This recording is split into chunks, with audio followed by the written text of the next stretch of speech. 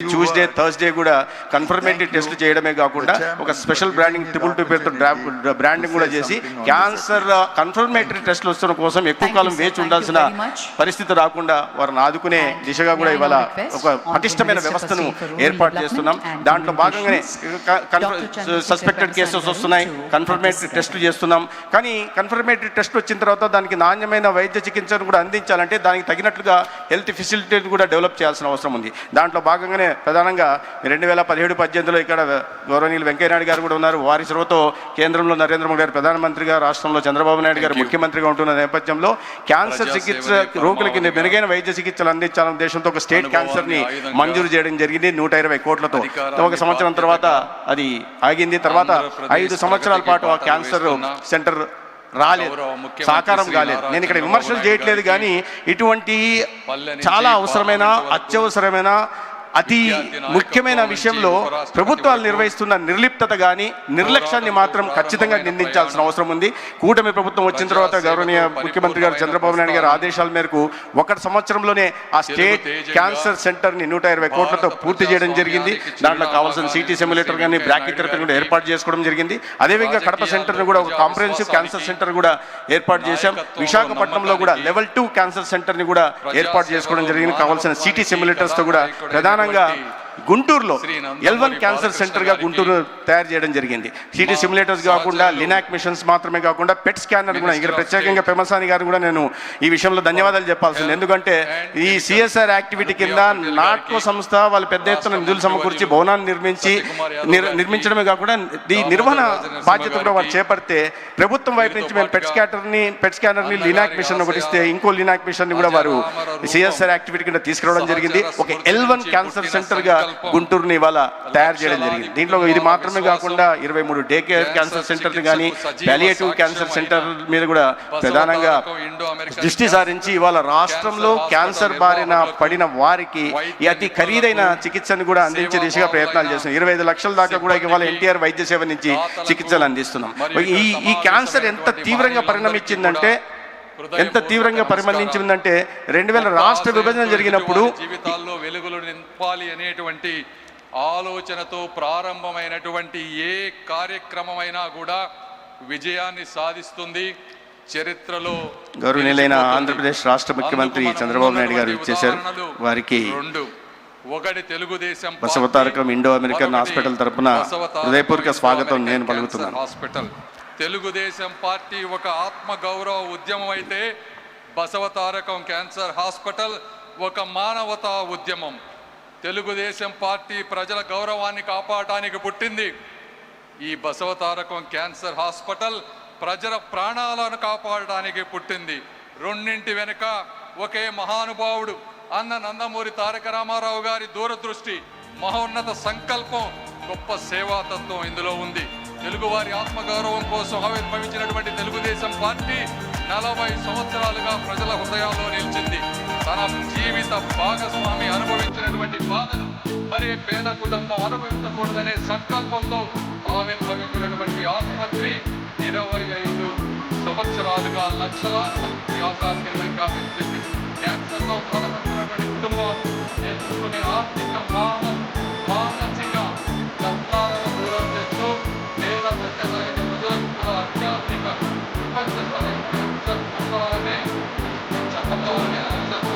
సంవత్సరాలు ఏర్పాటు చేశారు.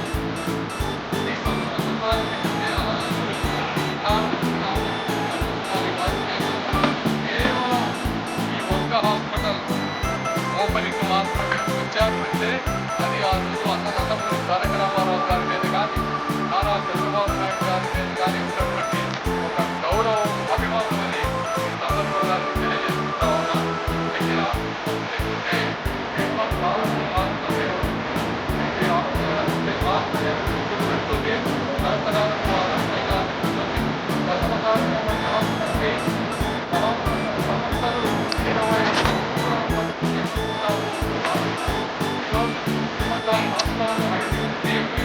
బాలకృష్ణ గారు అనుమతిస్తే నేను కొనసాగిస్తాను.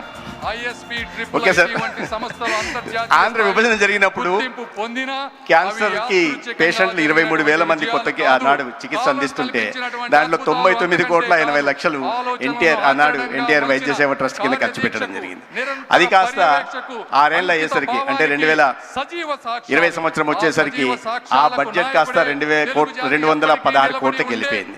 ఇవాళ 2025-26 మొన్న మార్చి నాటికి ఈ 746 కోట్లకి క్యాన్సర్ పేషెంట్లకు అందిస్తున్న చికిత్స కోసం ఎన్టీఆర్ వైద్య సేవ ట్రస్ట్ కింద ఇవాళ ఆంధ్రప్రదేశ్లో కూటమి ప్రభుత్వం ఖర్చు పెట్టింది. అంటే దాదాపు 7.46 టైమ్స్ గత 12 సంవత్సరాల్లో క్యాన్సర్ కేసుల సంఖ్య పెరగడం, అదేవిధంగా దానికి అనుగుణంగా ఖర్చు పెట్టే దిశగా కూడా ప్రయత్నాలు జరుగుతుంటాయి. ఇవన్నీ ఇది సదా చెప్పుకోదగ్గ విషయాలు కాదు, ఎందుకంటే దురదృష్టకరమైన. అయితే దీనికోసం ప్రధానంగా దృష్టి పెట్టి ఇవాళ క్యాన్సర్ డిసీజ్ బర్డెన్ తగ్గించే దిశగా కూడా ప్రయత్నం చేస్తున్నాం. ఒక క్యాన్సర్ అట్లాస్ ని కూడా ఇటీవల గౌరవ ముఖ్యమంత్రి గారు ప్రారంభించడం జరిగింది. దాంట్లో క్యాన్సర్ మానిటరింగ్ కానీ లేదా మ్యాపింగ్ కానీ లేదా ఒక సైంటిఫిక్ వేలో డెసిషన్ మేకింగ్ చేసే దిశగా కూడా ఇవాళ ఆంధ్రప్రదేశ్ రాష్ట్రంలో ప్రయత్నం చేస్తున్నాం.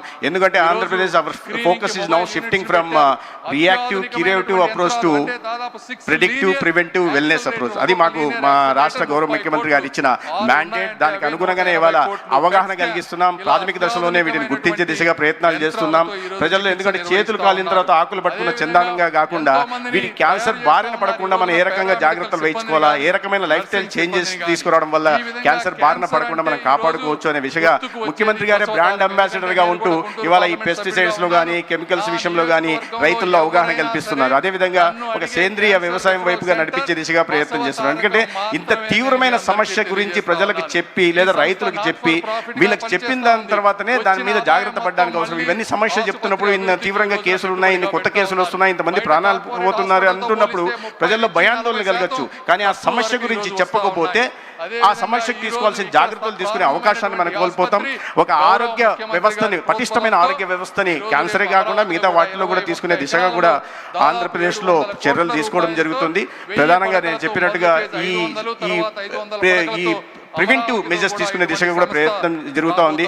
వాళ్ళు అందుకనే ప్రతి ఒక్కరి ఇంటి దగ్గరికి పేషెంట్ ఆసుపత్రికి రాకుండా వారి ఇంటి దగ్గరికి వచ్చి 42 రకాల పరీక్షల్ని దేశంలో ఏ రాష్ట్రంలో చేయట్లేదు, ఆంధ్రప్రదేశ్లో చేస్తున్నాం. దానికి వెళ్ళిన తర్వాత డిసీజ్ బర్డెన్ ఏది ఉందో మ్యాపింగ్ చేసి దాని కేటగిరీ డిసీజ్ ప్రొఫైల్ చేసి ఇండివిజువల్ డిసీజ్ ప్రొఫైల్ తయారు చేసి నార్మల్, లో risk, medium risk, high risk చేసి దానికి అనుగుణంగా రాబోయే రోజుల్లో టెక్నాలజీని ఇంటిగ్రేట్ చేసుకుంటూ ఒక సంజీవిని డిజిటల్ హెల్త్ ప్లాట్ఫామ్ ఏదైతే క్రియేట్ చేస్తున్నామో ఇది కూడా ఆంధ్రప్రదేశ్లోనే మొట్టమొదటిసారిగా జరుగుతోంది. దీని కారణంగా రాబోయే ఇబ్బందుల గురించి, వారి ఏ సమస్యలు ఎదుర్కోబోతున్నారు, ఏ నాన్ కమ్యూనికేబుల్ డిసీజెస్ బారిన పడిపోతున్నారు, దాని తర్వాత ఎటువంటి తీవ్ర దుష్పరిణామాలు ఉండబోతున్నాయనే విషయాన్ని అవగాహన కల్పించడమే కాకుండా ఆ లైఫ్ స్టైల్ చేంజెస్ కావాల్సిన దిశగా కూడా రాష్ట్రాన్ని ప్రజల్ని నడిపించే దిశగా ఆంధ్రప్రదేశ్లో ప్రయత్నాలు జరుగుతున్నాయి. అయితే 25 సంవత్సరాలుగా తెలుగు రాష్ట్రాలు కాకుండా బయట రాష్ట్రాల నుంచి వచ్చిన ప్రజలకి విశేషమైన సేవలు అందిస్తున్న బసవతారకం ఇండో అమెరికన్ హాస్పిటల్ ఇవాళ ఆంధ్రప్రదేశ్ లో కూడా వచ్చి అమరావతి ప్రాంతంలో కూడా 1000 పడకల ఆసుపత్రిని ప్రారంభిస్తున్న సందర్భంగా నేను ప్రత్యేకంగా నందమూరి బాలకృష్ణ గారికి ధన్యవాదాలు తెలియజేసుకుంటూ ఈ సేవా ప్రస్థానాన్ని కొనసాగించాలా, సమాజంలో ఇబ్బందులు ఎదుర్కొంటున్న పేదలను ఆదుకోవడానికి, ప్రధానంగా అతి ఖరీదైన క్యాన్సర్ నుంచి సమాజాన్ని రక్షించే దిశగా ప్రభుత్వం చేస్తున్న ప్రయత్నాలకి సమాంతరంగా మీరు చేస్తున్న ప్రయత్నాలు కొనసాగాలని, ఈ ప్రస్థానం కొనసాగాలని, ఎవరైతే ఏ లక్ష్యంతో, సముద్ర లక్ష్యంతో డాక్టర్ స్వర్గీయ ఎన్టీ రామారావు గారు దీన్ని తీసుకొచ్చారో ఆ సేవానివృత్తిని ముందుకు కొనసాగించి ప్రజల మన్ననలు కొనాల్సిందిగా మిమ్మల్ని కోరుకుంటూ నాకు ఇవాళ అవకాశం కలిగించినందుకు ధన్యవాదాలు తెలియజేసుకుంటూ సెలవు తీసుకుంటాను. భారత్ మాతాకి. ప్రత్యక్షంగా పరోక్షంగా సహకరిస్తున్నటువంటి నారా బ్రహ్మణి గారు, మా సహచరులు భరత్ గారు, అదే విధంగా రామ్మోహన్ నాయుడు గారు ఈ రోజు రాలేకపోయారు. వారు కూడా సందేశాన్ని నా రూపంలో Honorable Minister Satyakumar Yadav garu, thank you and thank you very much. Meeting ఉండి రాలేకపోయారు. నా సందేశము కూడా వారి సందేశమే కాబట్టి Ladies and gentlemen, it gives us great pleasure to welcome all of you once again for this remarkable milestone, 25 years of hope, healing and humanity of Basavatarakam Indo-American Cancer Hospital and Research Institute. What began as a compassionate dream inspired by Srimati Basavatarakam garu and brought to life by the visionary leadership of the legendary N.T. Ramarao Garu, has today evolved into one of India's most respected cancer care institutions. For a quarter of a century, this hospital has stood as a beacon of world-class treatment, affordable care, groundbreaking innovation, and unwavering compassion.